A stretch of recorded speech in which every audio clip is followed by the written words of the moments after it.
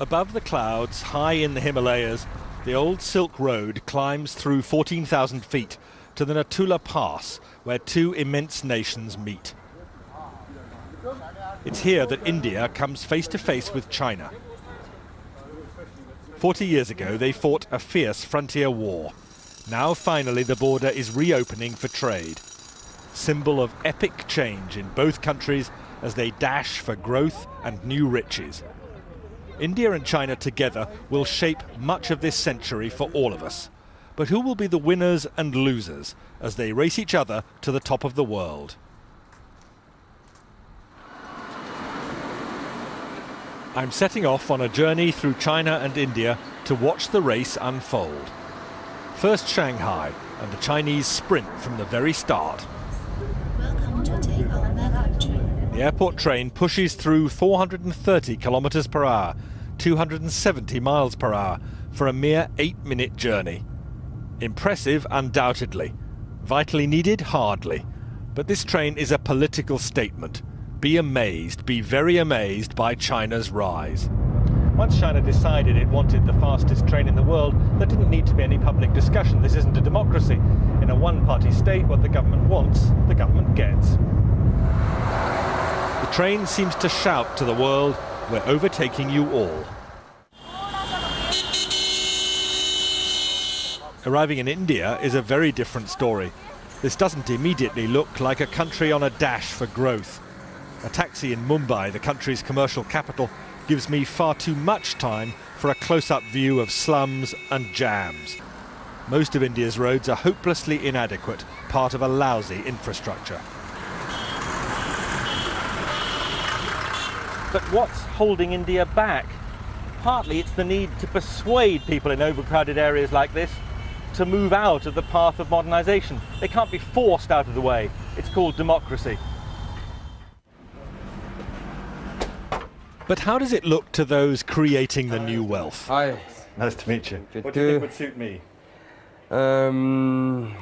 I can do all kinds of shoes. I like these ones. These Yeah. are really smart. In Shanghai, Billy Wang's handmade shoes tell a powerful tale. Billy took me to his small factory, a tiny but thriving part of China's manufacturing boom. His workers copy from photos their customers' favourite shoes. It's all imitation, not innovation. The business is expanding very fast, like all Chinese manufacturing, and Mr. Wang certainly doesn't question China's system, which helps make him rich. I'm just a shoemaker. I just worry about my shoes. Nothing else matters to me. I just want to make good shoes. How much does your business and your future success depend on China's government? According to the Chinese way of thinking, the political system is decisive. Everything else comes second to this. And that's the message big picture China tells you too. In the new Shanghai, with its soaring temples of capitalism, the fast track to wealth has been produced by a rigid political system, communist in name only now. Shanghai's international port is part of national success built on an unwritten deal. Business stays out of politics, especially when the political system delivers so much. The port director told me he's immensely proud of what's been achieved. This area is for refrigerated containers. Over there, those are for hazardous materials. Most of these are for normal dry goods. This whole port was built in 1990. Every year, we're growing by 25%.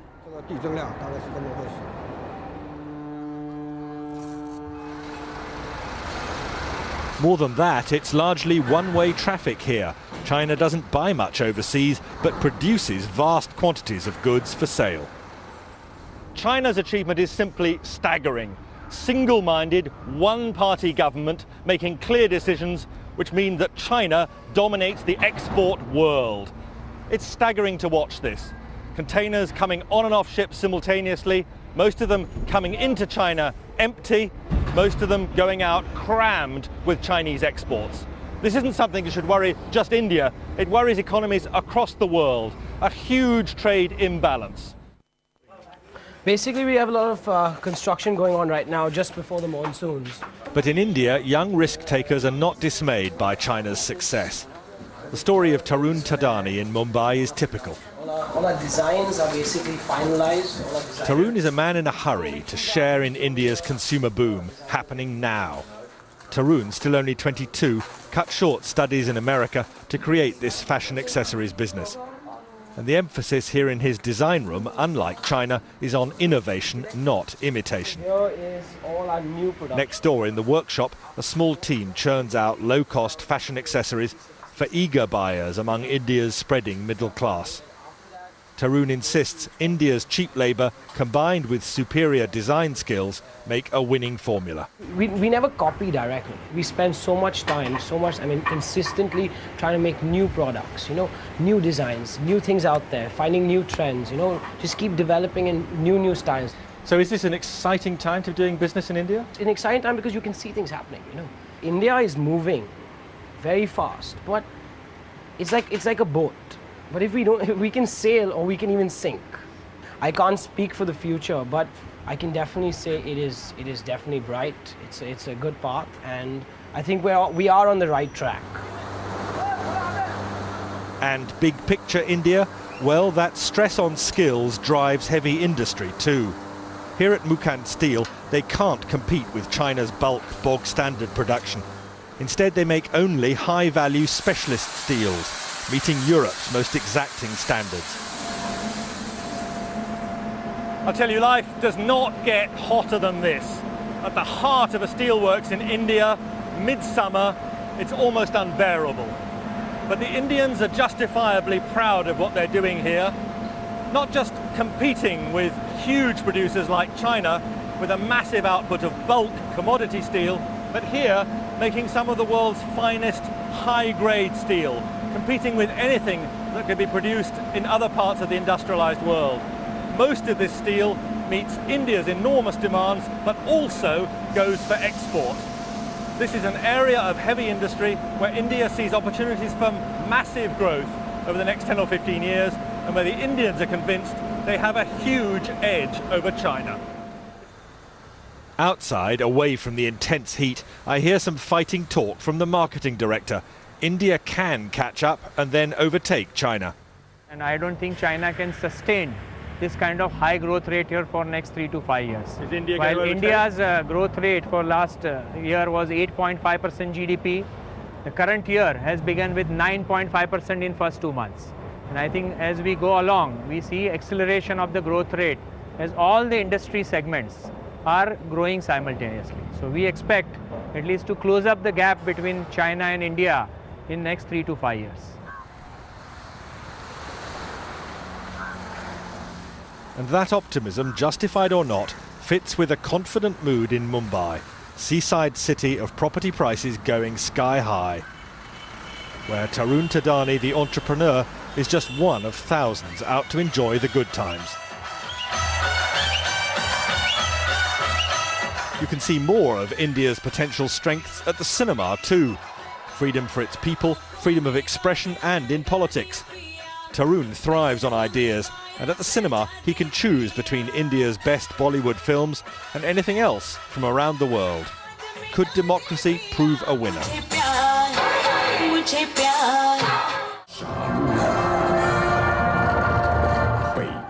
In stark contrast, for Billy Wang, the Shanghai shoemaker, for all China's people, freedom is heavily restricted.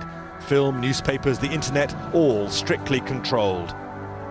Any dissent is punished harshly, but if a growing middle class demands freedom to match rising wealth, then China will hit real trouble. But for now, Billy Wang and China's hugely expanding middle class seem largely content, as far as one can tell. Economic growth must come first. Let's not jump from the known, a one-party state, to the unknown, democracy. I think we can't really jump, to another side. I think the best thing or the better strategy, for the government today here is that to maintain the momentum for economic growth.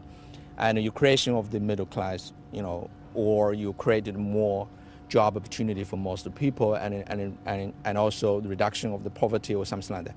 And then I think the party themselves respond, to the growing demand, from the middle class, from the society. I think there is a way out eventually. Back in India, you can see how people might question what democracy has done for them. The country still looks creaky, antiquated, under-equipped. But if India is moving slower than China, most Indians I spoke to see their democracy as a big long-term asset, a winner over time. And the fact these trains are so overcrowded with people on their way to work points to another intriguing possibility. With its population growing twice as fast as China's, India may actually be in better shape for the next stages in the race. India's huge and expanding population used to be seen as a burden to this country, a brake on its phenomenal growth, simply too many mouths to feed. Not anymore. There's been a radical rethink. Instead, it's China which may have the problem with a stable but aging population. This vibrant young country is seen pulling huge numbers of people into an expanding working population, able to fuel phenomenal growth in the years to come. It's now being seen within India that when its population passes that of China, it may actually give it a winning edge in the race to the top of the world.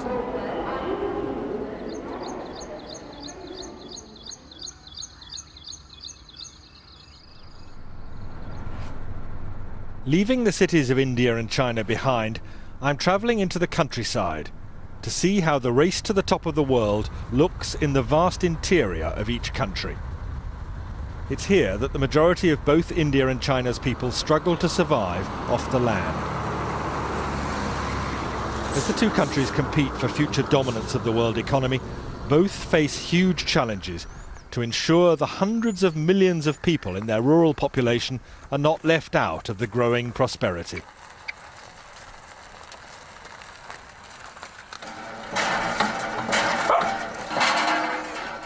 For now, far too many people, especially in India, are trapped in relentless poverty which excludes them from the new wealth. Bhagyama is one of India's many farm widows. She and her daughter struggle to survive.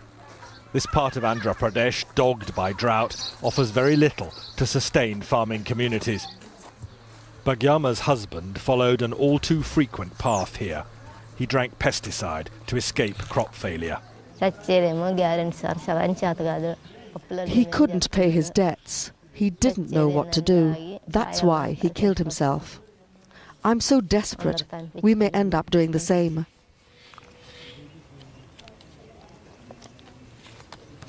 But surely there must be some chance your daughters will have a better life. My children will also have to be labourers like me because there are no opportunities here.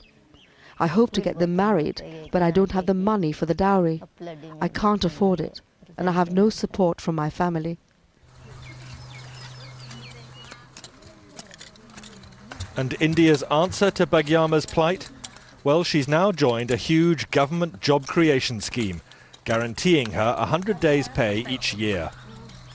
But for India as a whole, more radical solutions are needed, giving people new skills and persuading them to leave the land and fill jobs in industry instead.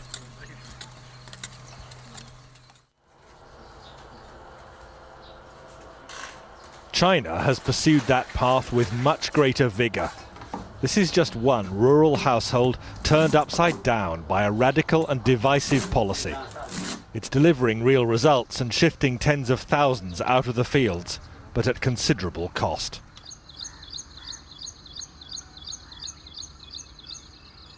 Tsai Jin-fu has only a few days left to work his land. The Chinese authorities are taking it to make way for a new factory. He and his wife took me to the edge of his fields where rubble is all that remains of their neighbours' homes. This whole village is being destroyed, like so many others across China. But Mr. Tsai says he's willing to move with the compensation they've been offered. I will miss the land, of course. Without the land to farm, I will just have to give up farming and enjoy life. But other farmers are angry. This man saw us filming and came over to pour out his resentment, well aware public protest in China is risky. We're all unhappy, he told me. What's there to be happy about? They gave us a much smaller place and very little money. But nothing stops the demolitions. China's government is convinced industrialization must go ahead, even at the risk of rural revolt. You can actually watch as China's growing number of factories push deeper and deeper into the countryside. It can feel as if this country is one vast building site being torn down and rebuilt. This is just one of countless farm villages which has been razed to the ground.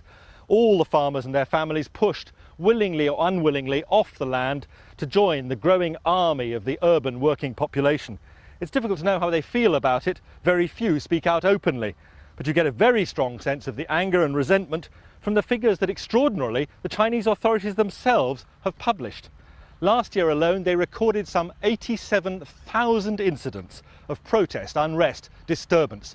That's more than 1,600 a week. So there's no question of the anger and bitterness that's been caused, but there's no question also of the fact that China's rural face has been changed forever. The time has come. Mr. and Mrs. Tsai and their grandson are about to move into their new government-provided home, now almost complete. The 19-year-old is excited by the transformation of China, the future possibilities opening up for him. Life for my father and the grandfather's generations can be described in just one word: hard. My generation are going to study and learn skills, then we can get easier jobs.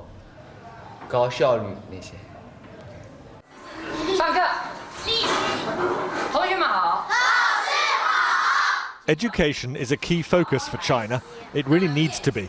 The country has too few children as a result of the strict one-child-per-family policy.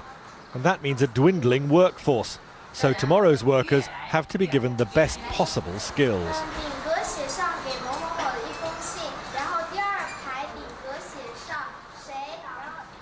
I can't pretend to be able to follow this lesson, but what I have learned from both China and from India is that education is the key to their future greatness.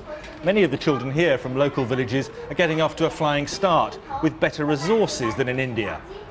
But for China to stay ahead, education still has to be improved at every level, from primary through secondary and beyond. Sing, cry, louder, louder. And China is struggling against another handicap: the urgent need to learn English, today's global language. The method may seem bizarre, but it's hard not to admire the sense of a whole nation slogging to get to the top of the world.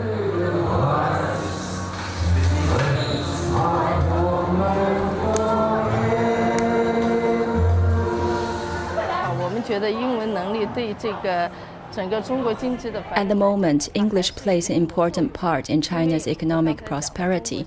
It is the basic tool for international communication. As we improve our English skills, China will be able to interact with the rest of the world even more.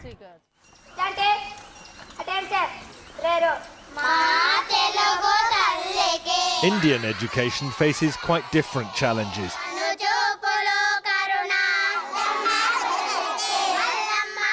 The absolute priority in the villages here is fighting poverty.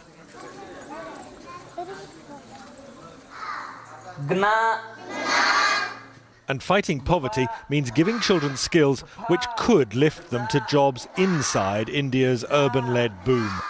An escape route from very low wages working the land. What would you spend it on? As it is, the headmaster sometimes despairs at the risk of perpetual poverty here. Because uneducated parents, they are not sending their children properly to the school. Absentees, their children absentees, they are At least continuously, nearly 10 to 15 days they are absenting. By that way, will not understand lessons properly. But if they get better educated, will that give them a different chance in life than their parents? I mean, is the future for them better? Definitely, sir. Definitely. Now look at this. Still India, but the contrast could hardly be more extreme. This is the breath-catching campus in Bangalore of Infosys, India's own homegrown software giant, and a major contributor to India's explosive growth. We have a faculty of 180 people who are faculties in computer science. This is possibly the largest computer science faculty anywhere in the world. Mohandas Pai, Infosys director, is showing me a vision of India's future. And the biggest emphasis of all here, no question, it's on teaching. Taking the highest achievers among India's college leavers to even greater heights. They see no limits to the country's future or their own. I want to leave a mark. I'm looking at making a difference somewhere down the line. It's not like everything is already done. So there's so much that's yet to be discovered, there's yet to be tapped. So that way, there's a lot of scope to make a difference. Is this an exciting time to be living in India? Definitely. I think this is the best time. There's never been a better time here. All that enthusiasm Mr. Pai shares, but he's also realistic. India is being outrun by China. His hope, India can catch up. But the fact remains, China has lifted the largest number of people out of poverty in the shortest possible of time. There is no parallel in human history to what China has done. There will be no parallel in human history to what India has done. Because these two countries don't fit in with the notion of the rest of the world. They are 40% of the world. And if 40% of the world does well, the balance 60% will naturally do very well. So, for both India and China, in their race to the top of the world, the heights of achievement seem to beckon. And for me, at the end of this journey, there's no better place than the Natula Pass in the Himalayas, where the two countries meet to try to glimpse their future. With China and India face to face, we can look into the future, but we can't see it clearly. What we can be certain of is this, that both these great countries are building and building fast. The changes in their economies are going to change the lives of 1 billion people in India, more than 1 billion people in China. But far more profound than that, the world order is going to be transformed. We may see a time when the United States goes into at least partial eclipse. The giants of Asia are on the move and on the rise.